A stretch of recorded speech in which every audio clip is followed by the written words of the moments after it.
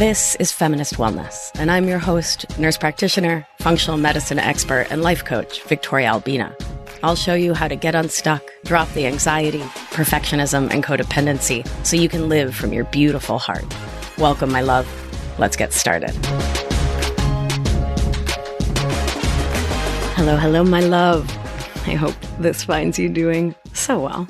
This week, I am thrilled, as always, to share one of the episodes that I have gotten the most positive feedback around. An episode that I keep hearing from you all has really been supportive. And that's episode 64, Letting Go of Resentment. So if you are a human whose brain tends to run towards codependent, perfectionist, and people-pleasing thought habits, well, this episode is for you. I know that resentment was such a huge part of being miserable in my own life, of shooting the second arrow and feeling a lot of suffering from my human interactions based on my own thoughts about them. You know, if a roommate didn't take the trash out or my partner didn't do a chore they said they would do, if someone said something in a tone I didn't like, my sweet little ego would pop up because it thought it was protecting me, right? That's what our egos and our protector parts do. They make things about us.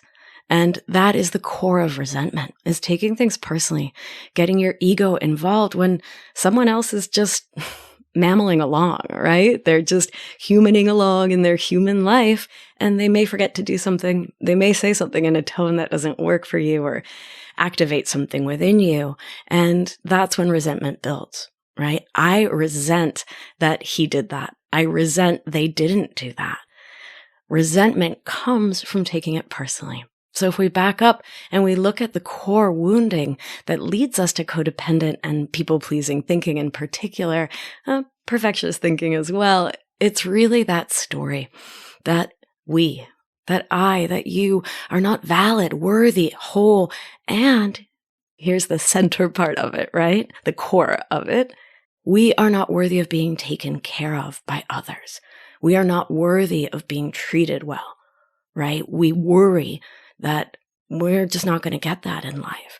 And so we fight tooth and nail for it. And one of the ways we fight is by holding a grudge internally, right? There's that old saying that a resentment is like drinking poison and hoping the other person dies. And that's what we do, particularly when, for whatever reason, systemic oppression, what we learned from our conditioning, our socialization, particularly for humans who were assigned female at birth, were raised as girls and women in this complex culture, right? We're taught that we're not worthy. We're not worthy of being heard, listened to. Our opinions aren't valid, that we should be good girls and be quiet. And so many of us learn to swallow our thoughts, our feelings, and to seethe on the inside instead of saying, that didn't work for me. I'm not available for that. Or setting a boundary, right? If you do X, I will do Y. If you raise your voice when we are having a conflict or a confrontation, I will leave the room, right? So we're not taught the skills to do those things, to take care of ourselves, and we're taught that it's not the right thing for us to do, that it's not a thing that makes us lovable. So there's so many layers to this, and I go through a lot of detail in the show. So without further ado, letting go of resentment. I hope you enjoy this show as much as I do. And if you do, I would be so grateful if you could take just a little moment to head on over, particularly to Apple Podcasts, to subscribe, which I think is called follow now, but follow the show, leave a review. A written review is particularly helpful. And if you're really enjoying the show, put those 5 stars on it. And the reason I ask for that is because it helps the show to get more traction, more visibility on search. And this is a free resource I put out into the world. And so I want as many humans as possible to be able to hear it and to get this support. And as a thank you for leaving a rating and a review for the show, I have a whole suite of meditations to send your way. So head on over to victoriaalbina.com/64, the original page for this show, and you can click right there to put your email in and get a copy of the meditations sent right to your inbox. Thank you so much, my beauties. Hope you enjoy the episode. And doors are opening for Anchored again. So we start up on September 20th. We are taking applications right now. And I would be so delighted to have you join us. More info, victoriaalbina.com/anchored. Talk to you soon, my beauties. Enjoy the show. One of the things that's been coming up for so many of my clients and my loved ones who are at home 24/7 is resentment. So let's talk about it because it's a big deal. And if you're like most of us humans who are moving through life with codependency and or perfectionism, you are no stranger to resentment. Many of us get resentful and then hold on to that resentment for dear life.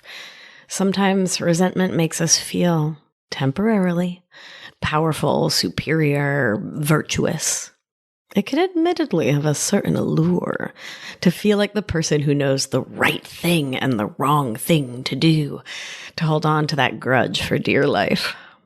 But unfortunately, or fortunately rather, resentment accomplishes nothing and only leads to more stress and angst and upsetness in your own life, which, my darling nerds, you know that tension leads to more anxiety, physiologically speaking, more of that sympathetic fight or flight energy. And when that system gets exhausted, more of that dorsal vagal collapse. And if you're new to the show or you're new to polyvagal theory, please check out episode 61, where I nerd out so hard all about it. My beauty, when you are awash in resentment, holding a grudge, it usually means you're avoiding the real issues that need tending to. It usually means that you're buffering. And when unresolved, resentment and the issues beneath it can really damage our relationships with others and, most importantly, with yourself. Choosing resentment is like drinking poison and expecting the other person to die. I'd go so far as to say that holding on to resentment is one of the most harmful things you can do to yourself and those you love. And yes, being resentful is both a feeling and an action. So let's start with an example. I was talking recently with my client Hilda, who is in the midst of a resentment spiral in her own mind. Over the last few weeks of quarantine, she and her partner, Taryn, have gotten into the habit of calling Hilda's parents with their 2-year-old on Saturday mornings. Life happened last week, and they didn't make the usual FaceTime call to Hilda's parents, which, this is just to give you context, it's not actually relevant to whether having a resentment was correct or right. But this wasn't a set plan. There was nothing on anyone's calendar. It was just something they were casually doing, and they had happened to do it 3 weeks in a row. So they didn't make the call, and Hilda's mom wrote her on Monday saying she was seething, furious, so upset. She had sat around all day Saturday waiting for the FaceTime call, expecting to see her granddaughter, and she was really upset and angry. She used the word resentful. Hilda's first reaction was, see, this is why I don't give her an inch. She demands a mile. Forget this. I'm not putting up with this. I'm not calling her with the baby anymore. This Saturday thing is over. Forget it. Here, both Hilda and her mom were stuck in a resentment loop. Both hurt, both feeling disrespected, unseen, upset, both feeling resentment, which is not the energy that Hilda wants to bring to her connection with her mom. So, let's define terms. My darling nerds, what is resentment? Resentment is what can happen when you feel that you have been wronged in some way. When the story goes that someone else did something to you and you're holding a grudge about it. The feeling of resentment can often carry shame, annoyance, irritation, as well as anger, and can also bring with it that hallmark of the grudge, a desire for revenge, to make someone else feel as bad as they made you feel. And if you know about emotional childhood and emotional adulthood, which are episodes 23 and 24, you know how I feel on the story, someone else made me feel something. So let's zoom out like we do, and let's look at the language we use here. It's so common to hear someone say, I resent your implication about me. And that's the thing with resentment. You are making someone else's thoughts, feelings, actions have the result of affecting you, which we know as scholars and students of the thought work protocol and think, feel, act cycle is actually not possible. The key difference here between anger and resentment is that anger is generally recognized as being a response to your thoughts about an incident. And it's important to note that I love anger. It can be a totally healthy response, and we need anger, and we need to let it out of our bodies. So the example may go, he did X, I feel Y about it, I feel anger. Resentment, on the other hand, is more of an internal game.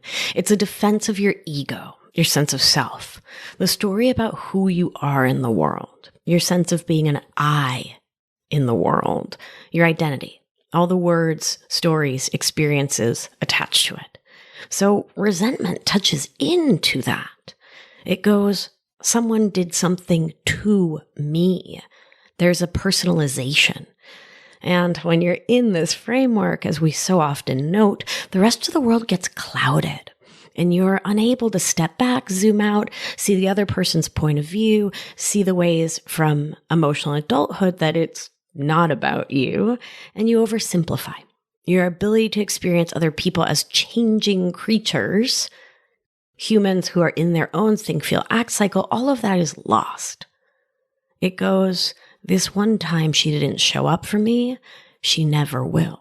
And with resentment, because you're trying to protect your sense of self and your ego, this way of looking at the world becomes the glasses you see the whole world through. Like, everyone is out to get you. Everyone is doing things to you. It's all about you. Unchecked, resentment is the best way to turn any relationship into a flaming dumpster fire and can lead to a lot of pain. Let's back up and say the same thing more simply. When your kid brother kicks you, you get angry.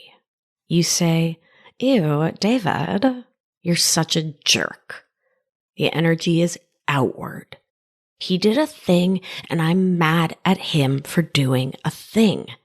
Anger, important. We get to learn to express it, to feel it, let it out. When you're in resentment, you take it inward and make it mean, I am bad for them to have done this to me. And so, in response, you need to make them bad. Because whatever happened is about your ego, and ego must be defended. So you get defensive. That makes sense. But the thing is, defensive never wins. It just makes you all the angrier, and the more resentful, it fuels that fire. And what's so fascinating is that when resentment is your thought habit, you can go to 10 out of 10 resentful, filling up with bitterness, anger, upset in your mind, body, spirit, whether someone just killed your pet albatross or someone forgot to send you a thank you card, right? It runs through to the extremes, and it affects all experiences.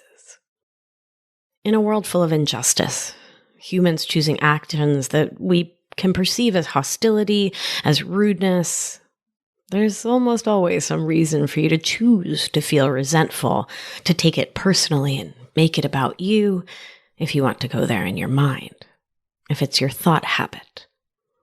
Maybe you didn't get the promotion you feel you deserved.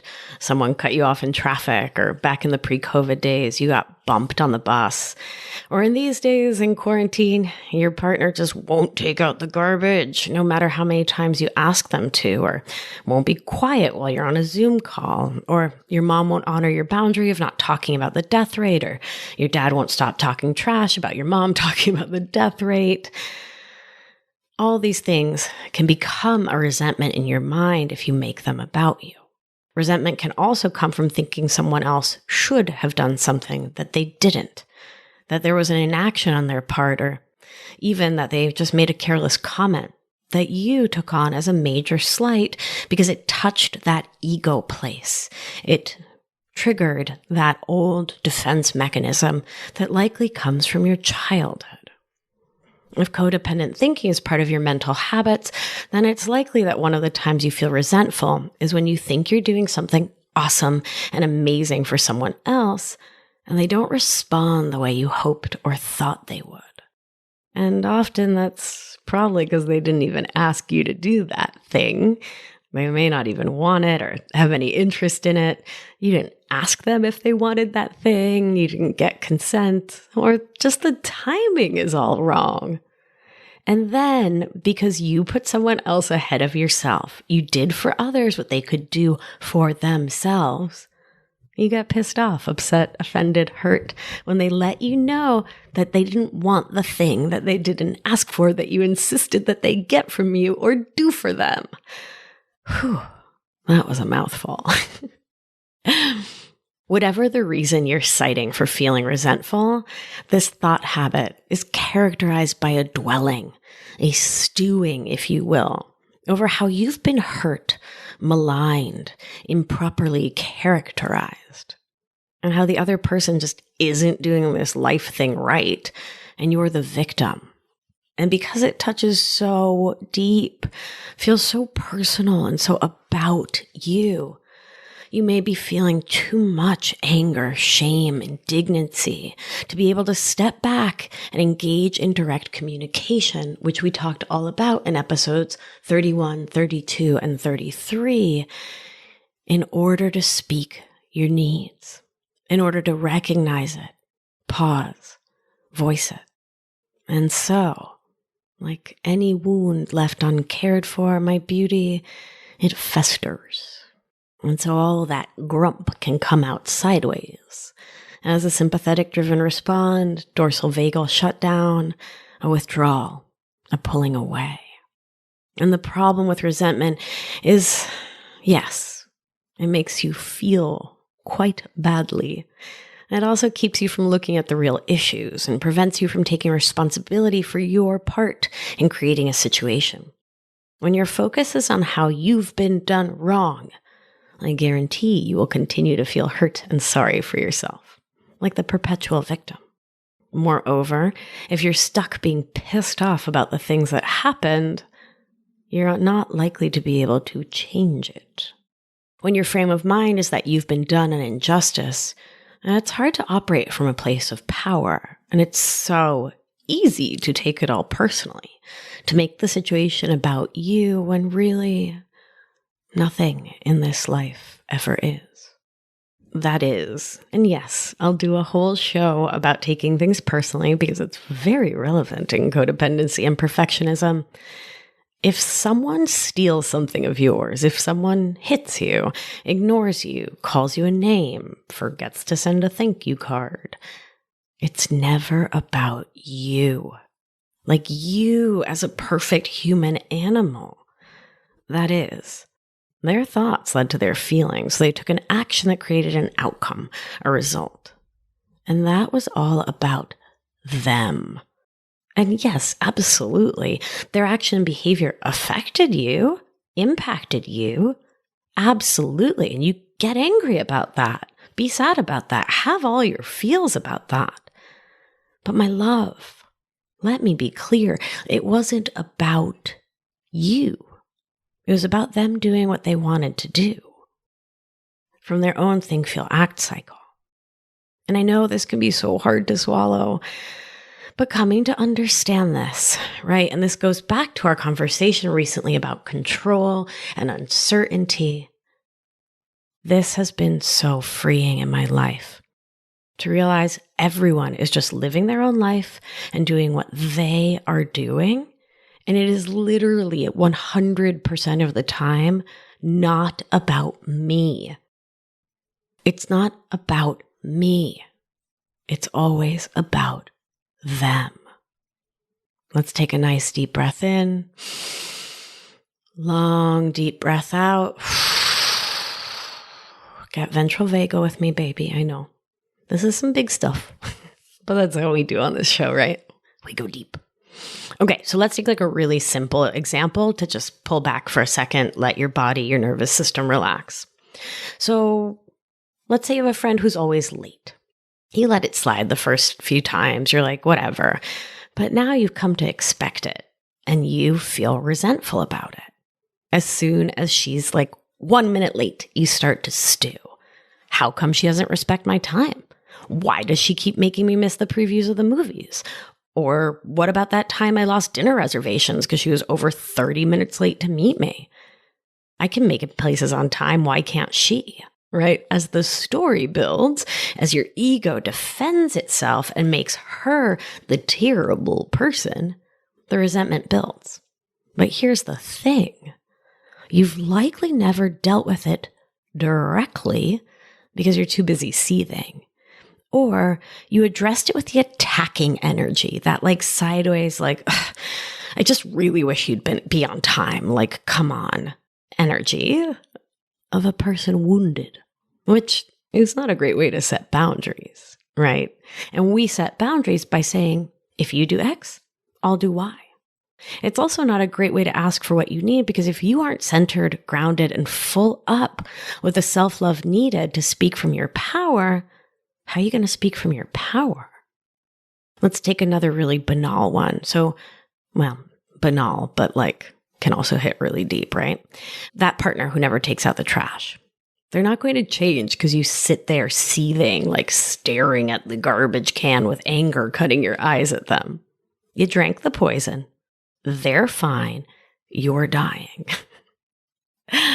You're upset. Your resentment changes absolutely nothing in your world or anyone else's, and certainly does nothing towards your goal of letting the other person know you're upset in a constructive way.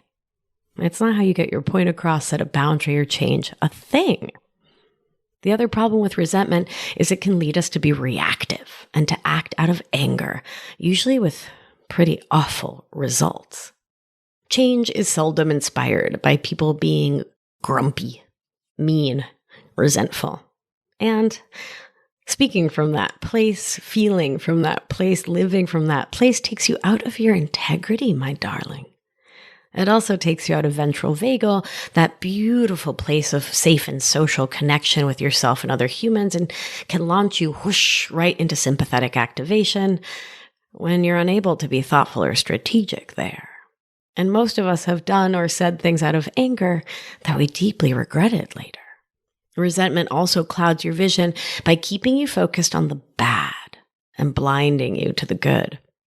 When you're smoldering with resentment, you'll be sure to notice every time your partner walks by the full garbage can, but you're likely to miss the times they folded all the laundry or scrubbed the toilet or paid the bills.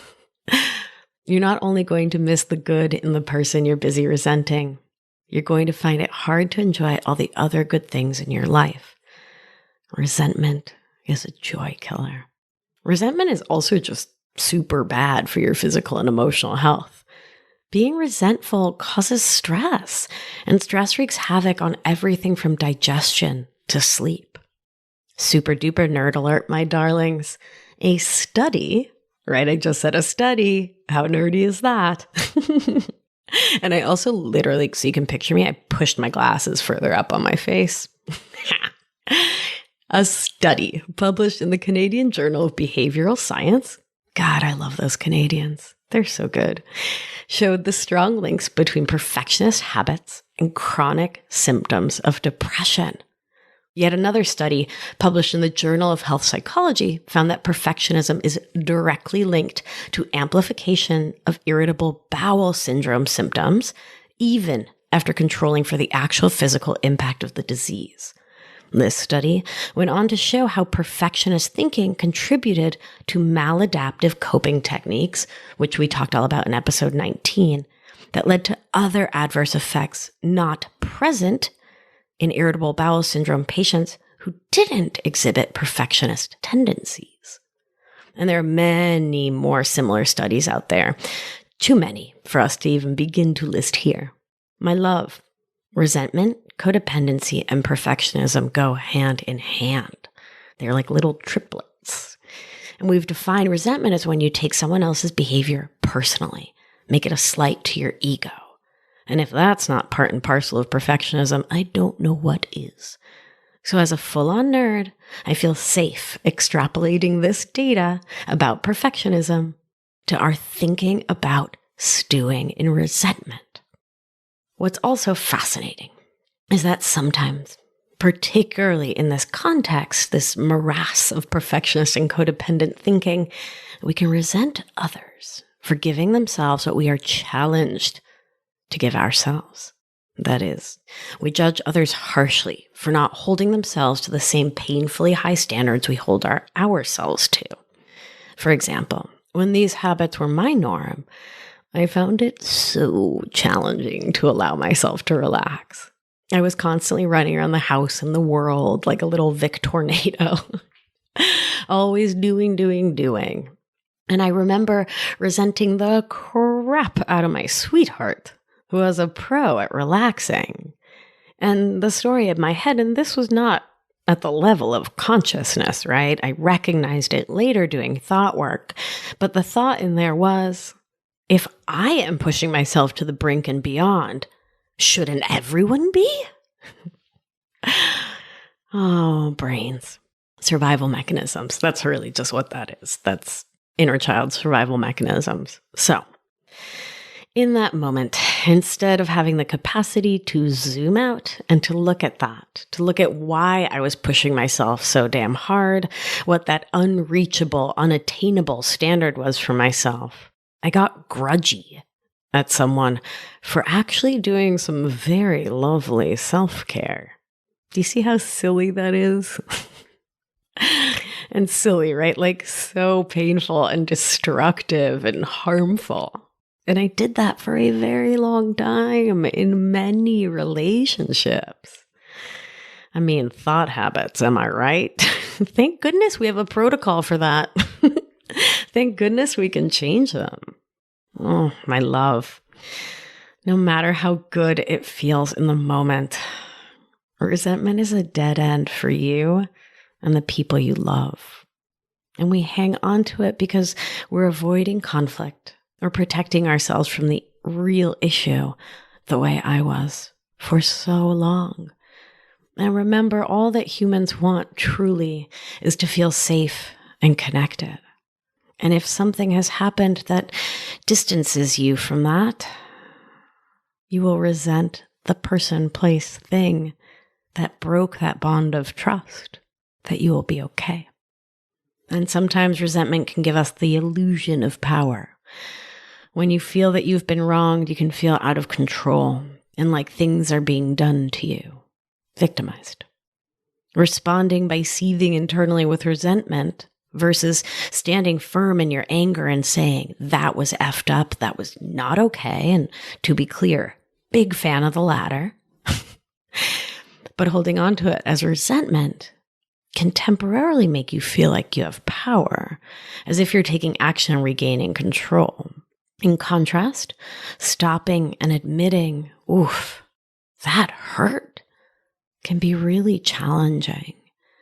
And a lot of us find it easier in the short term to boil with resentment in response to feelings of hurt than it is to breathe, center, and find the words to voice our pain directly.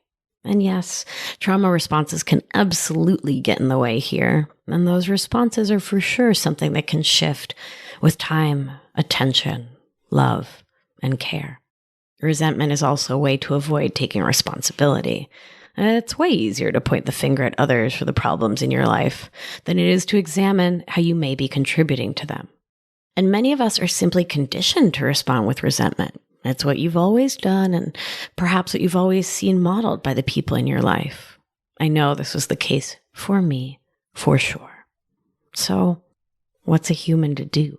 What's the remedy?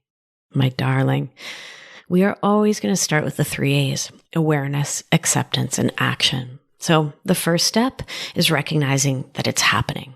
The next time something makes you feel like you've been wronged, stop, pause, take that big, deep belly breath, long exhale out. Ask yourself what you are feeling, what's happening in your body, what are the thoughts going through your mind. See if one of your inner children, maybe an inner adolescent, has come up to defend or protect you or is feeling hurt. Check in there. See if you can attend to your physiology, to move from an agitated state to a calmer state. Again, deep breathing into your belly, long breath out. Maybe drink some water, go for a walk. Sometimes it helps to write about what's happening and get that cognitive distance. Anything you can do to hit pause and to not be ruled by your reactive self. Just note what's happening and create some space between your feelings and your reactions. Start there. Awareness, nervous system, attending to the inner child. And from there, you get to do the challenging work of accepting that resentment is part of your story. It's part of your habitual thought patterns, and that's okay. You get to be really tender with yourself as you work to accept, oh, wow, I did it again and again and again. And from there, only from there, skipping no steps, can you then begin to use the thought work protocol to take action. I want to make some very clear statements here. I'm not saying that things never need to change or that you should put up with hurtful behavior. And I'm very clear week after week that we do not stay in abusive relationships or situations ever. I'm never going to advise you to do thought work about a situation where someone is abusing you. Never. I want to support you to get out, to seek care, right? Particularly during this quarantine, how challenging. So with that said, I want to remind you that no matter what you want to have change in your world, holding on to and responding, reacting from resentment will never yield the change you want and need. And being able to start to make change starts with dropping that reactive energy, the defensiveness, to recognize that it's poison. And it starts by parsing out what you can and can't change in a given situation so you can focus your human energy on the things within your control, namely your own thoughts and feelings.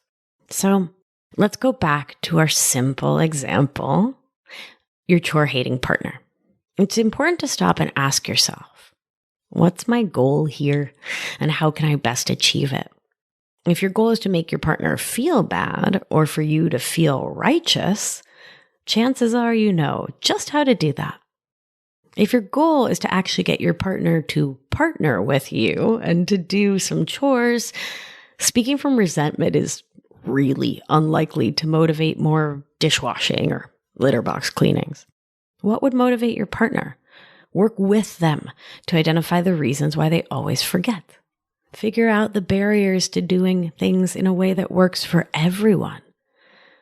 So let's go back to my client, Hilda, whose mom had gotten mad about a missed FaceTime call during this pandemic. Hilda's mom told her she was upset and hurt. And then Hilda got upset and hurt. And they both leaned right back into ages-long resentments about how they do and don't show up for each other. And here we came to see through our coaching work just how much this resentment was touching on some old stories about being worthy of love. Stories about the conditionality of love on the part of both Hilda and her mom. Hilda was making her mom's annoyance, her mom's response, mean that she was calling her a bad daughter, unreliable, not loving.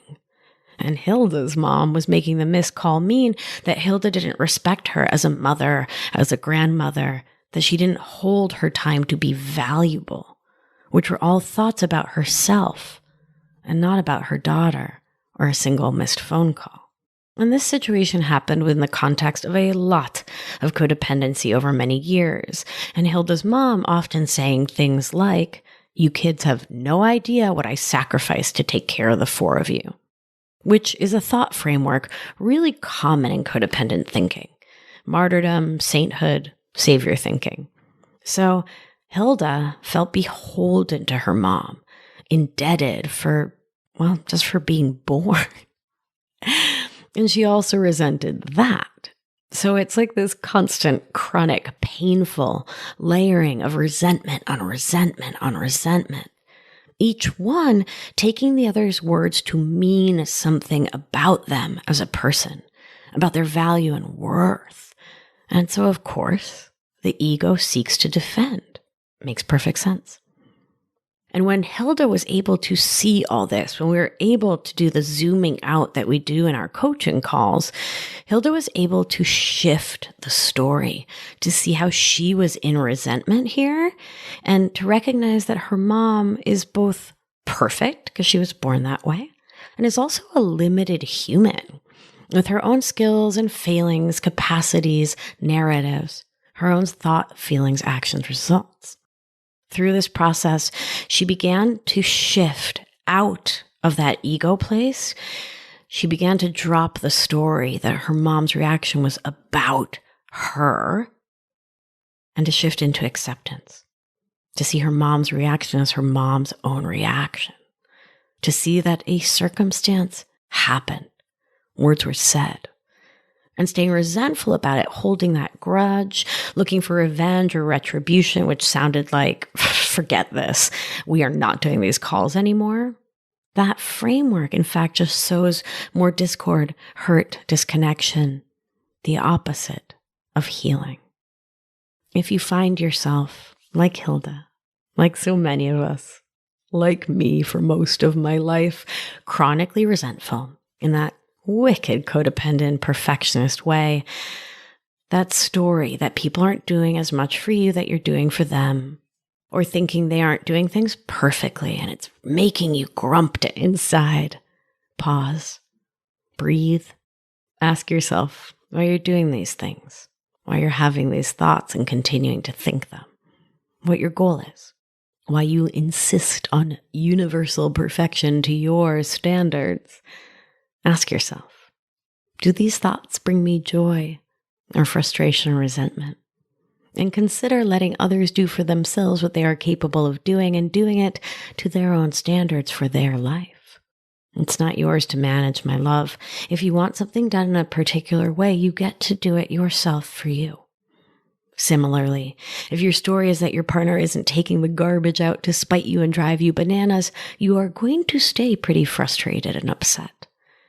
But if you can shift the story to recognize that your partner really doesn't notice when the garbage needs to go out or is so preoccupied with other things it simply never occurs to them, or whatever their narrative is, and to therefore recognize it's not about you, you will likely find your resentment starts to dissipate. And you can then make a clean, clear decision for yourself from the place of radical acceptance of what is, from self-love and unconditional love for the world.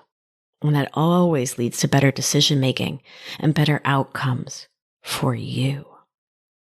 Whether it's setting boundaries, stepping into conflict, speaking your voice, speaking your needs, or changing your story internally. If you need to take action, my love, take action. But whatever else you do, first, recognize and release resentment. Resentment never accomplishes a thing except keeping you in that wild place of attempting to control the uncontrollable and defending your ego at all costs. And that is no way to live, my darling. No way at all.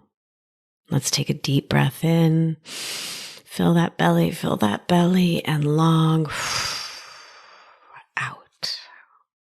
Keep breathing, my love. You've got this. It's going to take some practice for sure. It'll take practice to even see when you're in resentment, but keep an eye out.